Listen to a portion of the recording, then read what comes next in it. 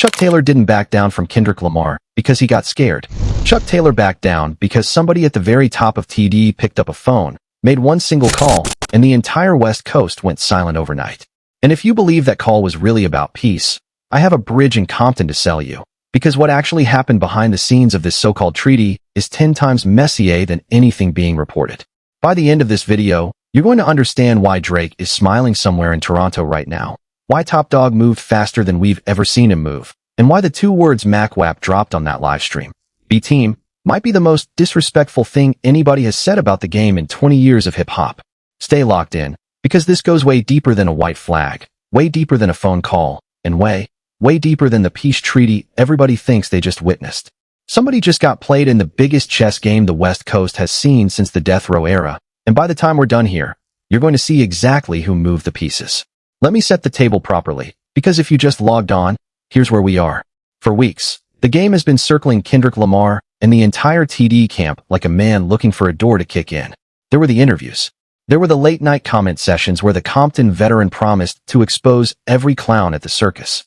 There was his own security guard, G Magic, telling anybody who would listen that the game was locked in the studio, cooking up a diss record aimed at Kendrick or somebody on that roster. The streets genuinely believed we were days away from another West Coast civil war, the kind that hasn't erupted since the mid-90s, the kind that once cost the culture entire lives. And then, in one night, everything stopped. Not gradually. Not with a statement. In a single live stream that most people caught by accident, the entire war machine got parked, and the game's name got mud-stamped in the process. The call came in while Mac Wap was live, on camera, in front of everybody. And the words Mac Wap used to describe it should be studied in every media class at every university in America, because Mac Wap did not say cooler heads prevailed. Mac Wap did not say they reached a mutual understanding. Mac Wap said, and I want you to sit with the exact framing here, that his big dog got a call, the higher-ups want him to stall, and that the documentary rapper had white flagged up. White flagged. Up. Then came the phrase that set the entire internet on fire. B-Team. Mac Wap looked into that camera and referred to the game's side as the B-Team, while announcing, on a live stream, that the game had been told to stand down. That is not a peace announcement. That is a victory lap wearing a peace costume, and the culture noticed the second the words left his mouth. Here's what makes this whole thing fascinating from a chess perspective. You have to understand how TD is actually built, because this is the part almost everybody covering this story completely misses. TD is not a label that improvises. TD is a hierarchy, and at the top of that hierarchy sits Top Dog, Anthony Tiffith, a man who has spent 2 full decades turning Compton talent into a fortress. When Top Dog decides something is over, it is over, and the whole industry learns about it the same afternoon. According to everything being reported, Top Dog personally got on the phone with the West Coast veteran, and then the order traveled down the chain, from Top Dog to Mac Wap, from the executive suite to the soldiers, with one instruction. Leave it alone. Don't push it any further. We already had a conversation.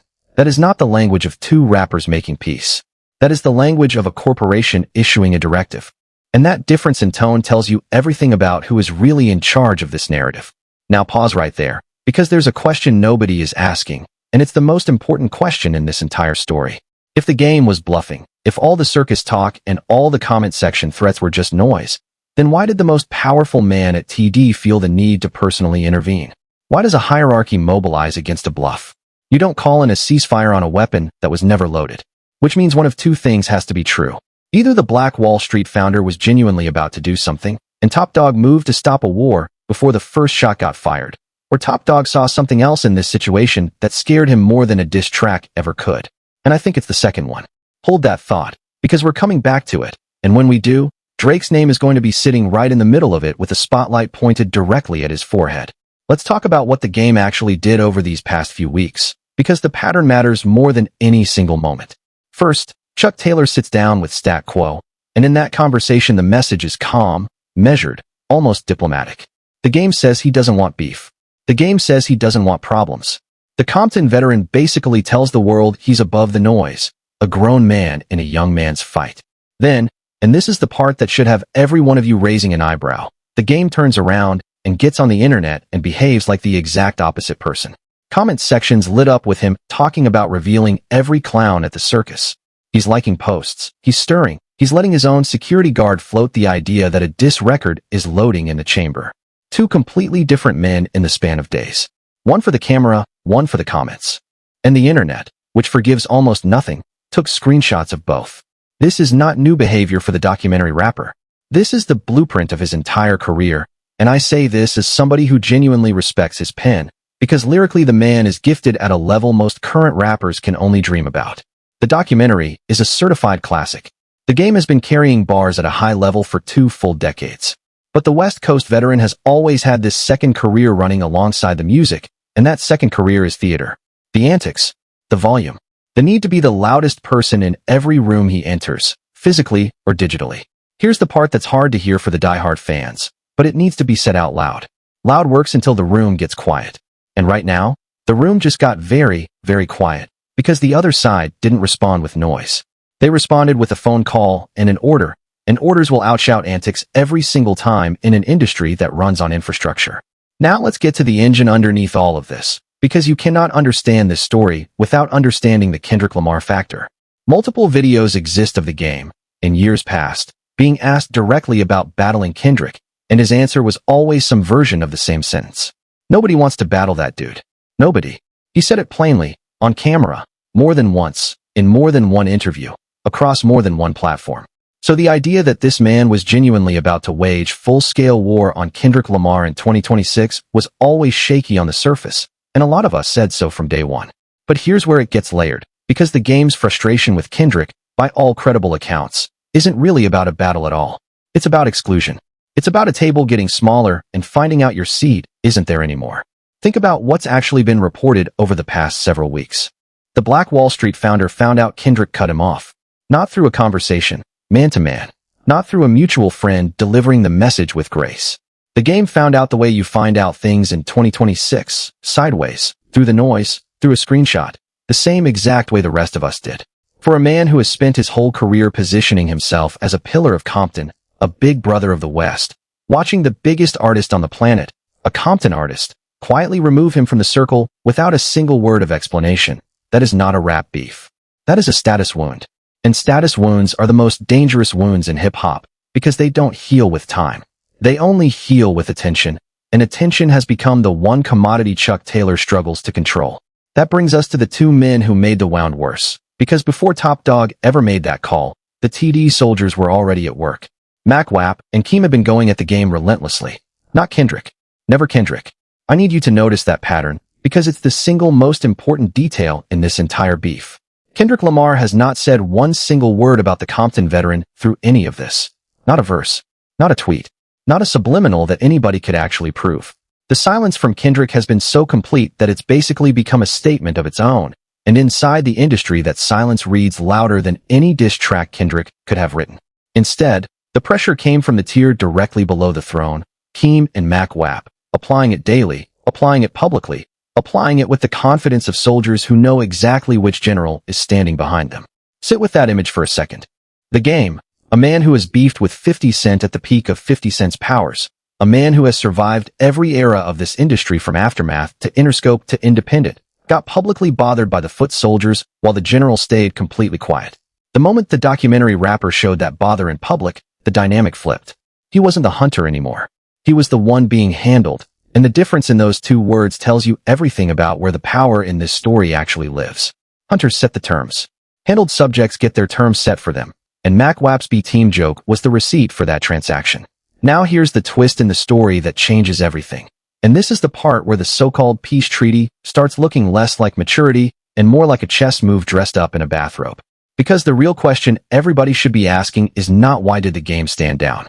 The real question is why did TD want him to stand down?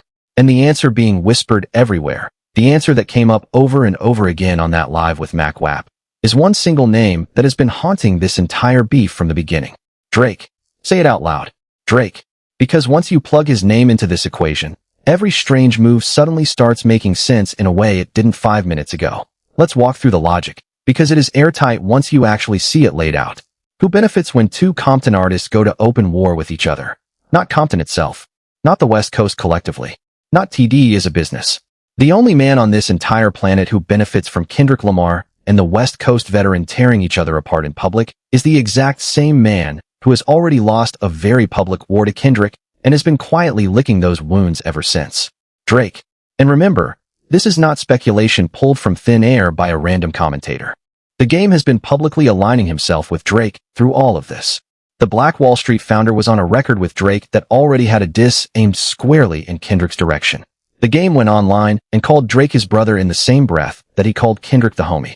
And if you know anything about how the West Coast reads language, you already know that brother and homie are not synonyms.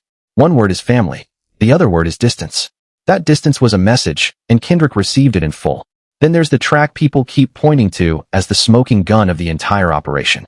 The record with lefty gunplay, the one built on a sample that was, by design, going to divide people right down the middle. Too hard for the radio.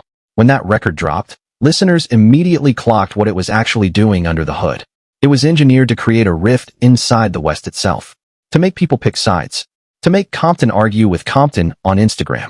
And who has a documented, 20-year history of exactly that specific kind of move. Inserting himself into other people's conflicts, playing both sides simultaneously, being the friend in public and the architect in private. Kendrick already said it on the biggest stage this beef has ever seen. He's a master manipulator. And the terrifying thing about that line is that every single year it ages better. Every new headline confirms it. Every new leak proves it. The receipts keep arriving in the mail, addressed to Toronto. Now look at the treaty through that Drake-shaped lens. Suddenly Top Dog's urgency makes perfect, crystal clear sense. This was never about whether Chuck Taylor could actually damage Kendrick on a record, because let's be brutally honest with each other, most people don't believe Kendrick was ever going to respond to the game anyway. This was about denying Drake the one thing he needed most in this cultural moment, which was a second front. A West Coast civil war fought entirely by proxy, with Drake standing safely in the background funding the noise and benefiting from all the chaos, while never actually rapping a single bar in the fight himself. Top Dog looked at the board, saw exactly whose hand was moving the pieces from 4,000 miles away, and knocked the board over before the game could even be played. That is not a peace treaty. That is a counterintelligence operation dressed up as brotherhood. And the Compton veteran, whether he realizes it or not, just got read like a paperback novel on a beach. Here's where we have to be fair, though, because this channel doesn't do one-sided storytelling, and the honest truth is the game's side of this deserves a real hearing before we close the case. Because there is a version of these events, a legitimate version, where the game is not the villain of the story at all. He's the veteran being iced out by a dynasty he helped build the foundation for. Think about it from the game's chair for a moment. This is a man who carried Compton on his back in an era when the West Coast was being counted out completely by the mainstream. He held the flag when there was no Kendrick, no TD dynasty, no billion-dollar streaming infrastructure, no Pulitzer Prizes, no Super Bowl halftime shows. And now, in the era of the empire he helped keep alive, he's being treated like the loud uncle nobody wants at the Thanksgiving table. Cut off without a proper conversation. Clowned in public by the younger soldiers. When he finally reacts the exact way he has always reacted, loud and emotional, and all over the internet, the entire culture points a finger at him and says, "See, this is exactly why nobody deals with him anymore." That framing might be true, but it is also, in a real sense, cruel. The white flag framing itself is the cruelest cut of all, and this is where things get truly dangerous going forward. Because if the documentary rapper genuinely believed he was agreeing to a mutual de-escalation, a man-to-man conversation with Top Dog, ending things with a shred of dignity, then hearing Mac Wap describe the entire agreement as him throwing up a white flag and being part of the B team is not peace. That's humiliation dressed up in pieces clothing and paraded down Crenshaw Boulevard. People who understand street dynamics know exactly what happens when a man feels like his dignity was the price of a deal he thought was respectful. They poke the bear one more time, and then act shocked when the bear wakes up swinging. That is the danger sitting underneath this entire treaty right now. Ticking like a countdown clock nobody is watching except the algorithm. Because make no mistake, the game has a flip-flop problem, and even his most loyal supporters know it in their heart of hearts. We watched it happen in real time already with the stat quo conversation. Calm and diplomatic in the interview. Chaotic in the comments 12 hours later. Forgive the entire internet for not fully trusting that this stand down is permanent, because we've been shown this movie before, and we know exactly how the third act tends to end.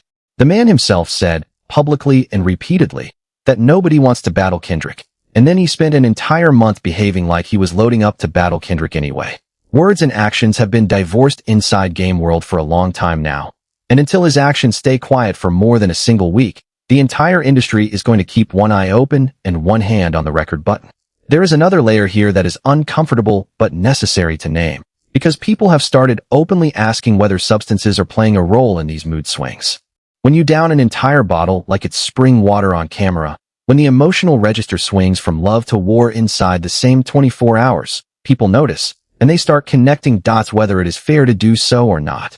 I'm not diagnosing anybody from behind a screen, and I want to be crystal clear about that on the record, because that is not my lane. But the streets talk, and right now the streets are saying that some of those late-night comment sessions read a whole lot less like strategy and a whole lot more like drunk texting with legacy-level consequences attached to them. If any of that is true, then the people around the West Coast veteran owe him more than silence. They owe him an actual intervention, because the man has too much history and too much talent to let the final chapter of his story be written by comment sections at 3 in the morning. Now let's talk about what happens next, because this story is nowhere near finished, and there are 3 separate threads still hanging above our heads that could each unravel this entire treaty by themselves. Thread number 1. Punch is officially scheduled to appear on the Third Verse podcast with Stat Quo and Justin Hunt. Read that sentence twice and let it fully sink in. The president of TD is about to sit down on a platform co-hosted by the exact same man the game did his calm interview with a few weeks ago. Coincidence? Maybe. But in a week where every single move from that camp has been calculated to the millimeter, it is genuinely hard to believe Punch is just showing up to that studio to catch up over herbal tea. The question everybody in the culture is asking is whether Punch clarifies the piece, defends the piece, or accidentally reopens the wound with one misplaced adjective.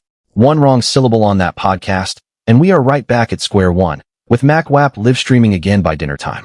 Thread number 2. The studio. Remember, the entire reason the streets believed a diss record was coming is that G Magic said, on the record, that the Black Wall Street founder was in the studio, and the rumored collaborator in that scenario was Drake himself. Standing down publicly from a feud does not erase whatever tape was actually recorded behind soundproof glass. Music has a way of leaking out at exactly the wrong moment in exactly the wrong week. And if a track surfaces 3 weeks from now with the game saying anything even remotely sideways about TD or Kendrick, this treaty dies instantly on the spot. Here is the prediction I am willing to put my name on. If Drake is involved in whatever gets released next by anybody near this situation, there will be slick jabs buried inside it. Because at this stage of Drake's career, the man seems physically incapable of recording a full verse without leaving a subliminal fingerprint behind on the recording. That is not hate. That is pattern recognition after 10 straight years of receipts. Thread number 3, the quietest thread and by far the most dangerous. Kendrick himself.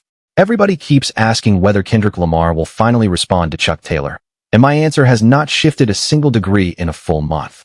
No, he will not. Not because Kendrick can't respond, but because Kendrick does not need to respond. Everything happening around the game right now, the cutoff, the soldiers pressing him in public, the hierarchy handling him like a situation to be managed instead of an artist to be answered on wax. All of it achieves something a diss track never could achieve on its own. It makes the Compton veteran sit in the silence. For a man whose entire personal engine runs on attention, silence is the single most brutal response imaginable, more brutal than any bar Kendrick could sharpen. Kendrick doesn't have to write a single word. The entire West Coast is doing the talking for him, and the algorithm is doing the amplifying. But I want to hear from you directly, because this one is genuinely split down the middle of the culture. Did the game make the smart move by finally standing down, protecting whatever's left of his relationship with the West Coast, and refusing to be turned into Drake's weapon in somebody else's war? Or did the documentary rapper just take the most public L of his entire career, letting a live stream announce his surrender in real time with a B team label attached to the deal? The bigger question, the one I really want answered in the comments below, is this one. Do you believe this treaty holds for the rest of the calendar year? Yes or no? And who was really behind the breakdown in the first place? Was it the game's own ego finally catching up to him? Was it TD's coldness toward a veteran who deserved a warmer exit? Or was it Drake's hand in the shadows again, moving pieces from a mansion the culture cannot see? Drop your verdict below, because I read every single comment, and the sharpest take is getting pinned to the top by morning. Because here's the final truth about everything we just walked through together in this video. One phone call did what 20 years of rap beef never quite managed to do. It made the game go completely quiet. The scariest part for everybody involved in this situation, including Top Dog himself, is this. Quiet has never actually been the game's natural state. It's a pause, not a personality. The white flag is up today. The B-team joke is sitting in his mentions right now, marinating in real time, being screenshotted and reposted by exactly the kind of people who genuinely want this war to explode into something bigger. Somewhere in the middle of it all stands the one man who benefits from every single second of West Coast chaos, patient as ever, waiting for somebody to pick the bottle back up and the comment section back up along with it. That man is not from Compton. That man is not from Los Angeles. That man is watching from a very different area code, and he has all the time in the world to wait. Before I close this out, though, we have to circle back to one more angle, because a story this layered deserves the full picture. And there is one dimension of this beef that almost nobody in the commentary space has bothered to unpack properly. Legacy. Not attention. Not chart position. Legacy. Because the West Coast veteran is at the exact stage of his career where every single move gets weighed on a scale he cannot see. Every interview becomes a footnote in a Wikipedia article somebody's grandkid will read in 20 years. Every livestream becomes a clip that either canonizes him or embarrasses him. And the harsh reality is that Mac Wap's B-Team line, the phrase that seemed like a throwaway punchline on live, has a real chance of becoming the exact quote that opens the second chapter of every future story ever written about the game's late career. That is the actual weight of what happened in that live stream, and I do not think the game has fully processed it yet. Once you accept a nickname on the internet, you don't get to give it back. The internet keeps every receipt, and the internet has already framed the receipt in gold. Compare that outcome to what could have happened. Imagine, for a second, an alternate version of this story where the game had simply stayed silent from the beginning. No comment sections. No security guard leaks. No sample records aimed at the West's own house. Just quiet, focused music, dropped on his own schedule, on his own terms, with his own message intact. In that version of the story, the Black Wall Street founder is not the B-Team. The game is the elder statesman who chose peace over pettiness and let his catalog do the arguing for him. That version of Chuck Taylor gets a documentary in 5 years. This version gets a meme by Friday. The distance between those two futures was measured in weeks of restraint the game could not quite summon. And that is the tragedy nobody wants to say out loud. Then there is Top Dog, and I do not think we've given him enough credit yet in this breakdown. Because from a pure strategy standpoint, what Top Dog just executed is a masterclass most executives in this industry could not replicate on their best day. Think about the sequence one more time. Top Dog let his soldiers do the frontline pressure work publicly, which cost him nothing in political capital and gained him plenty in leverage. Top Dog waited until the Compton veteran himself broke posture and admitted, publicly, that the pressure was landing.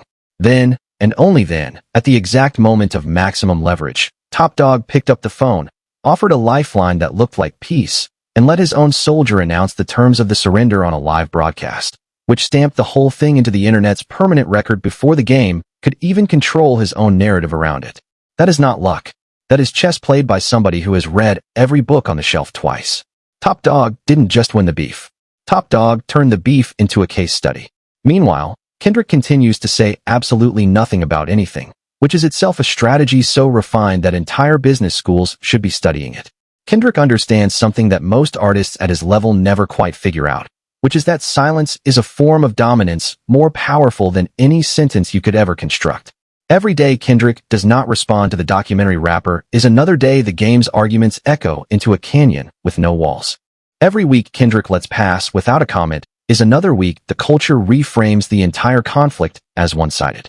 By the time this is all over, and it is nowhere near over, Kendrick will not have said a single word, and yet somehow the entire narrative will have moved in his favor by inches every single day. That is not accident. That is architecture, executed by an artist who has been building it in silence for over a decade. There is one more piece of this puzzle worth naming before we hit the outro, because it might end up being the most important piece of all. The fans. Not the industry. Not the executives. The actual fans on the ground. The ones who buy the tickets, stream the songs, argue in the comment sections at 4 in the morning, and decide, ultimately, whose legacy survives the next decade. Because right now, if you scroll through any comment section under any video about this beef, the fan sentiment is fracturing in real time along lines nobody predicted. Some fans are firmly with the game, defending his elder statesman status and calling out TD for treating a founding figure like a nuisance. Other fans are firmly with Kendrick and TD, arguing that the West Coast veteran brought all of this on himself with his own antics and his own alignment with Drake. A third group, growing larger by the hour, is quietly stepping back and saying they don't want any of it, because the West Coast is bigger than any single beef and civil wars only leave craters. That fractured fan sentiment is the wild card sitting at the bottom of this entire deck. Because if the fans decide, collectively, that the game got railroaded here by a hierarchy that never gave him a fair shot, then Top Dog's chess move backfires in a way he cannot control from a phone call. If the fans decide, collectively, that the Black Wall Street founder had it coming and Mac Wap's B-Team line was the honest truth spoken plainly, then the game's future albums are going to arrive at a market that has already made up its mind. That is the real battlefield here. Not the studios. Not the podcasts. The fans. And that battlefield is being fought over every single hour on platforms Top Dog does not directly control, and the game cannot fully counter-program from his own account. So when we ask the question, who won the beef? The honest answer is that nobody actually knows yet, because the beef is not being scored in the same arena we all think it is. The beef is being scored in the collective memory of the culture, and the culture has not finished writing the final line yet. Every day between now and whenever the next major move happens, the scoreboard shifts by a couple of points in one direction or another. Punch's podcast appearance could shift it. A leaked studio track could shift it. A single Instagram post from Kendrick could shift it by miles.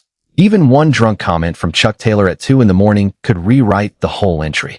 This is a story that is still being written by every party at the same time, and none of them have the pen for more than an hour at a time. That is why you need to stay locked in with this channel through all of it, because I am telling you right now, on the record, that the next move in this saga is not going to be announced in a press release.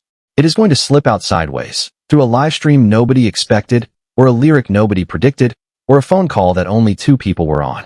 Everybody else is going to be scrambling to catch up when it happens, and by the time the big outlets write their think pieces about it, this channel is going to have already broken the story down for you piece by piece with the receipts laid out on the table. That is the promise I make every video, and this treaty saga is going to test that promise in real time. And let's zoom out for one more second, because the way this story broke tells you everything about where the culture actually lives now. There was no press release. There was no label statement. There was no carefully worded Instagram note written in the Notes app with a PR team on the phone. The biggest de-escalation the West Coast has seen in years got announced on a live stream, between jokes, with a red alert and a man-down call in response, while thousands of people watched it happen in real time and clicked it before the stream even ended. That is the new press conference. That is the new headquarters. When Mac Wap laughed and said B-Team tap in, he wasn't just relaying a message, he was performing the message, and the performance is what turned a private phone call into a public verdict. 10 years ago, a story like this belonged to the blogs. 5 years ago, it belonged to the podcasts. Today it belongs to whoever is live when the phone rings, and the executives who understand that are the ones writing the next decade of this industry. Top Dog clearly understands it, because notice where the announcement was allowed to happen. Not in a boardroom, not in a statement. In the exact arena where the damage had been done, so the cure could spread through the same bloodstream as the disease. History has seen this exact movie before, and the ending is never neutral for the artist who takes the call. Think about every legendary stand-down in hip-hop. The ones who accepted discipline from a higher power and then delivered great music afterward got remembered as wise. The ones who accepted it and then kept talking got remembered as warnings. The fork in the road is that simple and that brutal. The game now has somewhere between this week and the rest of the year to decide which category he belongs to, and the decision won't be made in an interview. It will be made in the quiet moments, in whether the comment sections stay empty, in whether the next record is about the music instead of the mess, in whether the next live stream about him is one he controls or one he merely survives. Redemption is available here. That's the part of this story that should give his real supporters hope. A veteran with a classic catalog, a loyal fan base, and a freshly signed peace treaty has every ingredient required for the greatest late career chapter in West Coast history. But the door to that chapter opens inward, and it only opens from silence. And silence is the one language the Compton veteran has spent 20 years refusing to learn. Whether he finally speaks it now is the only question that matters. This piece is not signed in ink. It is signed in pride. Pride, as 20 full years of hip-hop history keeps teaching us over and over again, is the single most fragile contract in the entire world. Keep your eyes on that Punch interview. Keep your eyes on the game's comment section after midnight. Keep your eyes right here on this channel, because the exact second this treaty cracks, and something in my gut tells me it will crack, you're going to hear about it here first. This is the story of how a hierarchy went to war without firing a single shot, how a veteran learned the hard way that silence can be louder than antics, and how the real winner of a Compton standoff might turn out to be a man sitting comfortably in a Toronto mansion watching 2 coasts do all his work for him. The flag is white today. Tomorrow? That is a completely different video. And trust me on this, you are going to want to be subscribed when I make it, because when the next call comes in, the higher-ups will not be able to stop it. Peace out. Keep your ears to the ground, and I will see you in the next one.